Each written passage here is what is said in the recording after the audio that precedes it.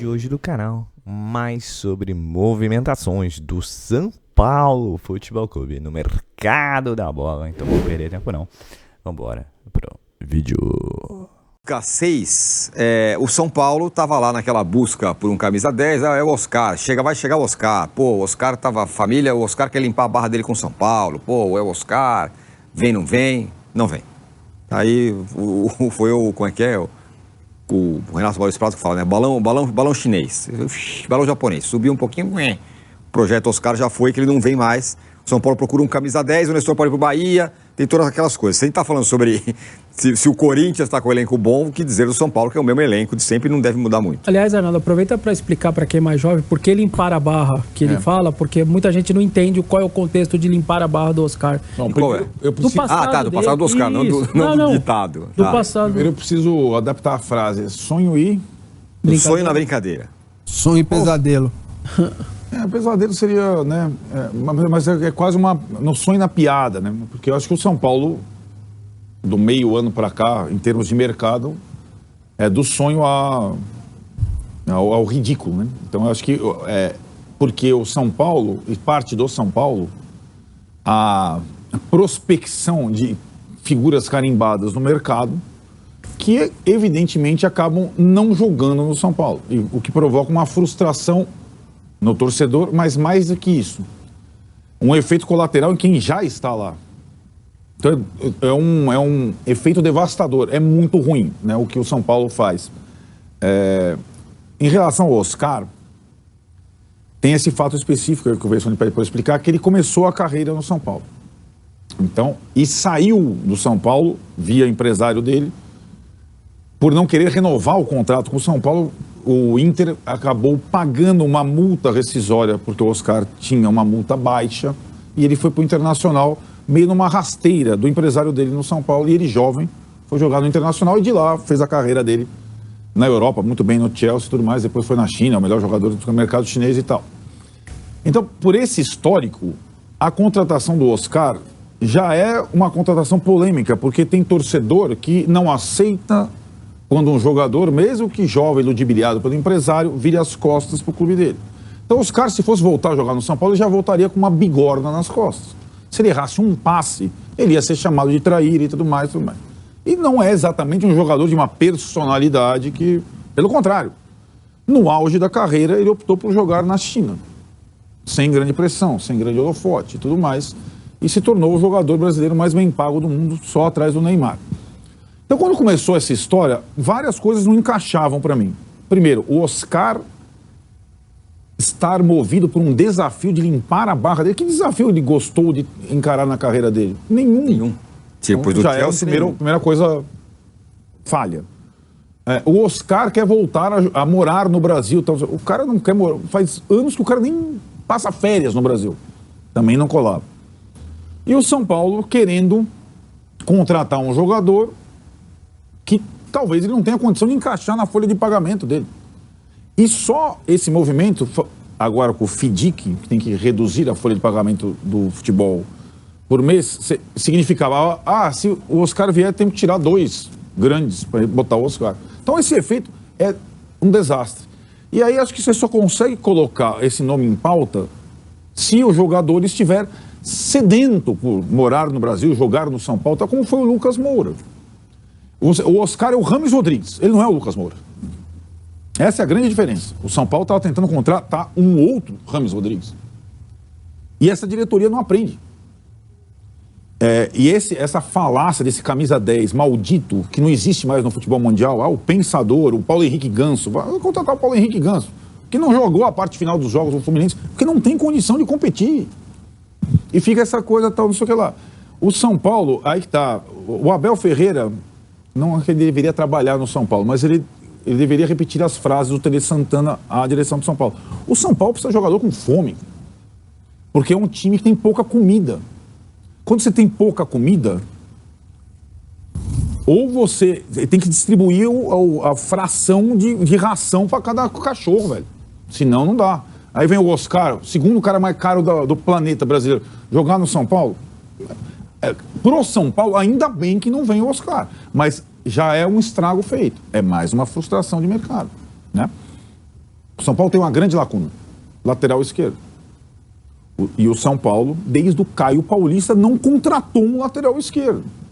E flertou com o sonho e a piada com o Alexandre, que foi seu terceiro lateral esquerdo do Flamengo. E agora pode correr o mesmo risco com o Wendel e tudo mais.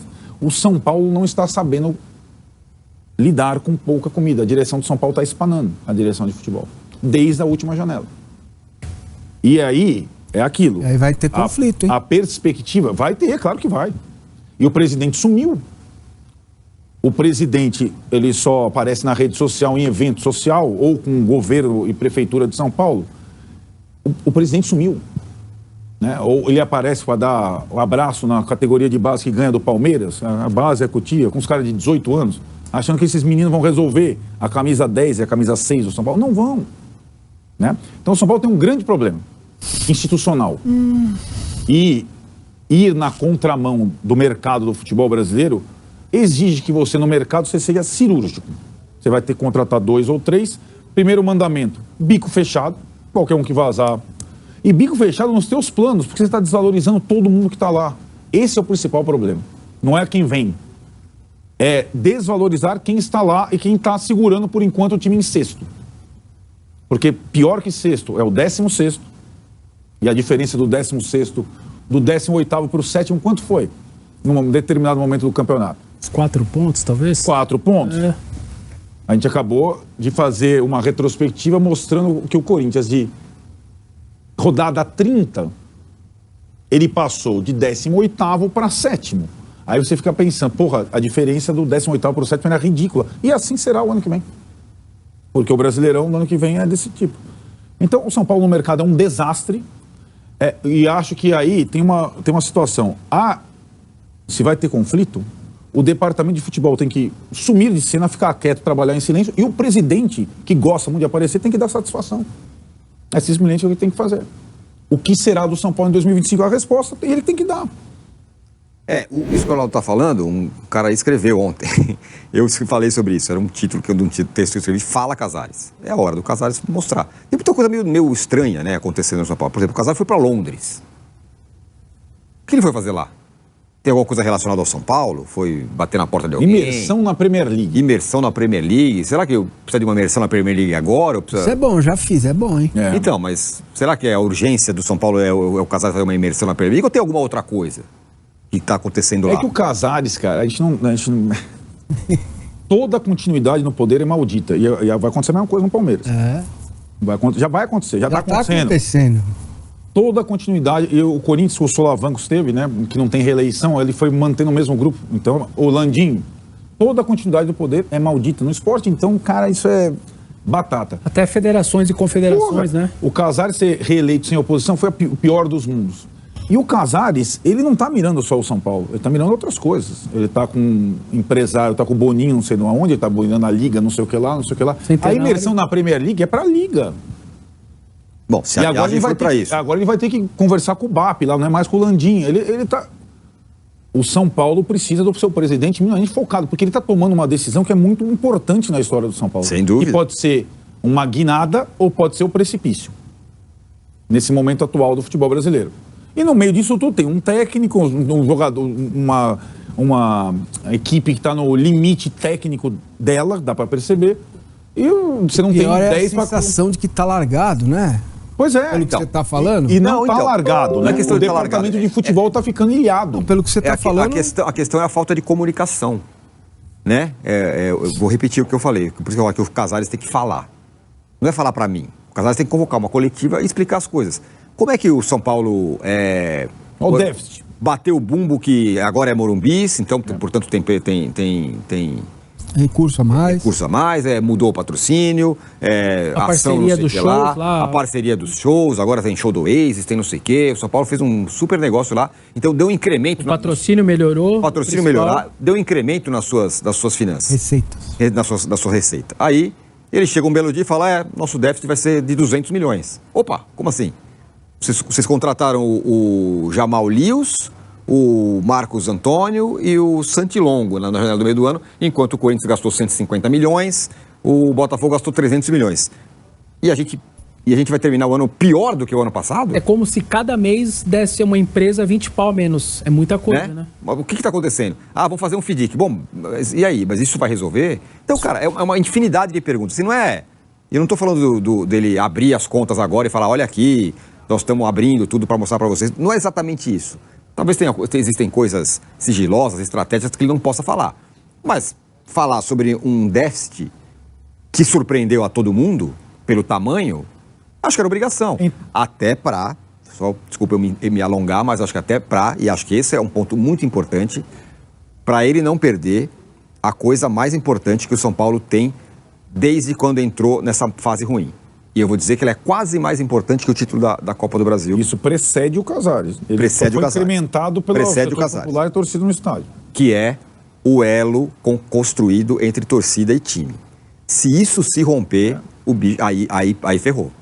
Porque o São Paulo, nessa draga toda, tem a segunda maior média do Brasil, maior público da história do Morumbis. A torcida tá junto, mas a torcida não vai se sentir fazendo papel de otária. Exatamente. Se ela fazer o que ela tá fazendo e chegar no fim do ano, pessoal, tem um déficit aí de 200 milhões. O clube social deu 5 milhões de déficit. Aí não vai dar. É porque é o seguinte, o departamento de futebol do São Paulo, que está se separando da presidência, isso também está claro, por conta desse plano de austeridade. É, claro, né? É como se você falasse, a Leila chegasse Barros e Abel. É como chegou um momento, o Gagliotti falou pro Abel, a coisa não vai ter... Só que o Palmeiras tinha uma gordura lá atrás de elenco, São Paulo não tem. O que foi fazer o departamento de futebol de São Paulo ano a ano? Rames à parte. Melhorando paulativamente o elenco do São Paulo. Tijolo por tijolo. Vários erros, mas muitos acertos. Hoje a gente fala, o Jamal, o Liso, o Santilon, foi uma situação desesperada. Mas nesse ano foram contratados Bobadilha, Luiz Gustavo, Ferreirinha, vários que jogaram, André Silva, enfim. O time do São Paulo melhorou do ano passado para cá em alguns aspectos. Agora, a perspectiva é a primeira vez, desde que essa direção entrou, que a perspectiva para o ano seguinte é piorar e não melhorar, em termos de investimento. E aí, você não pode errar. Então, departamento de futebol, você não pode errar. Você não pode dar uma de Oscar. Você vai, solto o Oscar, não trago. E se eu trouxesse, se ele fracassasse em 2 meses, como o Ramos Rodrigo, eu estava morto. Você não pode errar dessa forma. E acho que, nessa situação, para mim, eu vejo, a partir do momento em que a direção do futebol desistiu de rifar o Zubeldia, ela trouxe o Zubeldia para os caras fazerem um negócio entre eles de sobrevivência. Técnicos, jogadores para essa temporada. Esse lance do Oscar me parece que ser aquela coisa do ia vir o corpo, a alma dele não ia vir. Pois é, tem isso. Ele não ia estar com o corpo e a alma aqui. Tá, eu vou lá, vou pagar uma dívida, mas não ia vir. É mais ou menos como o William veio pro Corinthians, tinha um talento, mas a gente em nenhum momento via ele. Falou, cara, esse cara é o cara da Zona Leste de São Paulo, que a gente conheceu quando garoto e tal. Então, esse é um ponto. Um ponto que eu acho que o São Paulo poderia usar, eu fui até pegar aqui. Prestem atenção. Equador, Argentina, México, Colômbia, Paraguai. O Zubeldia trabalhou em todos esses países. Eu acho que ele é um cara que um clube que está pensando em não gastar muito e etc., ele pode ser fundamental, porque ele tem muito conhecimento nos lugares que esses jogadores não ganham tanto. Quando a CBF abre para 9 estrangeiros, para que cada clube tenha, e hoje você vê estrangeiro, Juventude tem 6, não sei quem, até do interior lá, o Paysandu tem 4, 5. Eu acho que o Zubeldia é o seguinte, nós não temos tanta grana, no Paraguai se ganha menos, no Equador menos, tal. Ajuda a gente aqui. Você, sua comissão técnica, você tem ramificações, você guarda seus parceiros, seus ex-auxiliares, caras que você trabalhou. O que a gente faz? Temos 9 vagas aqui de estrangeiros no Brasil. Eu não vou ter condição de pegar esses brasileiros, tá muito caro. E europeu é muito caro. Põe o Zuba no Fiat 147. Me ajuda, cara. Eu acho que esse cara ele tem um conhecimento de América do Sul bom, que pode ajudar. Claro, mas aí que tá. A direção do São Paulo é a mesma, desde o Crespo. Nenhum treinador do São Paulo, do Crespo para cá, fora o Rogério, em algumas situações, indicou um jogador. A direção do São Paulo contrata por ela. É um Moneyball. O Zubeldia pediu um jogador, o Paulo Fernandes, que está no Fortaleza. todos os outros jogadores foram contratados pela direção do São Paulo. E essa questão, aí que tá o técnico, diferentemente do Palmeiras, porque o Abel tem as digitais em todos os jogadores do Palmeiras. Não adianta ele falar que não, porque tem. No São Paulo, não. No São Paulo, não. O Zubeldia pediu o Paulo Fernandes, que agora está indo de graça para o Fortaleza, né? Porque acabou o contrato, e a diretoria contratou o Santilon. E assim vai. O Jamal, vamos combinar, e é fato isso, não é uma interpretação, é fato. Você acha que o Zubeldia indicou o Jamal Lewis? Não. Pro São Paulo? Não, claro que não. É claro que Nem não. o Santilon, que falar é argentino. Não, e nem o Santilon, e nem nenhum. E eu acho, concordo plenamente com você. Zubeldia, nós precisamos de um lateral esquerdo e um meia. Vamos garimpar aqui. Você tem alguma informação? O cara não sei o quê. Conheço o cara da LDU, o cara do sei o quê. Mas, não me parece ser o caminho. Vamos colocar... Bola, Oscar, Wendel, nomes falados aí nas últimas semanas. Para a frustração de uma parte da torcida do São Paulo, o São Paulo pensa no mercado mais restrito para o início do ano que vem, com 2 contratações apenas, que são um meia e um lateral esquerdo.